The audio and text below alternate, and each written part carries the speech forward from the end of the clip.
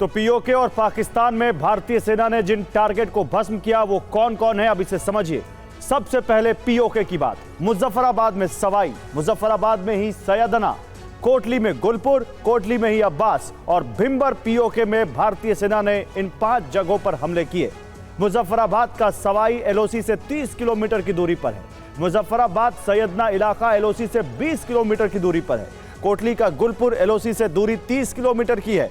कोटली का अब्बास इलाका एलओसी से दूरी 13 किलोमीटर है, जबकि भिंबर इलाका एलओसी से 9 किलोमीटर की दूरी पर है।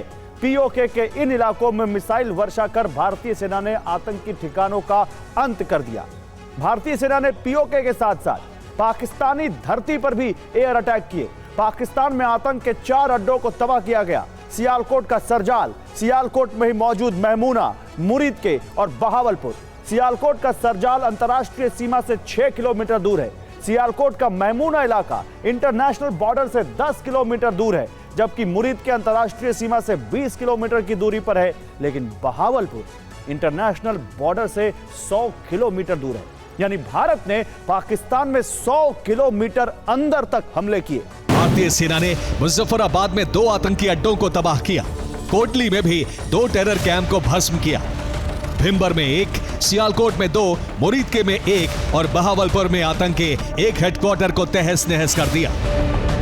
लेकिन आइए जरा आपको यह बताता हूं कि कहां कितने आतंकी थे। ये नंबर्स देखिए। गुलपुर की बात करें, यहां 80 आतंकी मौजूद थे। चकमरू में 80, बहावलपुर में 250 और मुरीद के में 120 आतंकी मौजूद थे, जबकि मुजफ्फराबाद में 130 आतंकी मौजूद थे। सियालकोट में 100 और कोटली में 80 आतंकी मौजूद थे।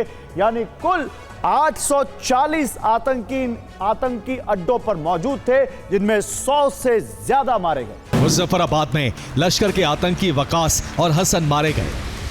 मुरीद के में लश्कर का आतंकी मुदस्सिर खत्म हो गया।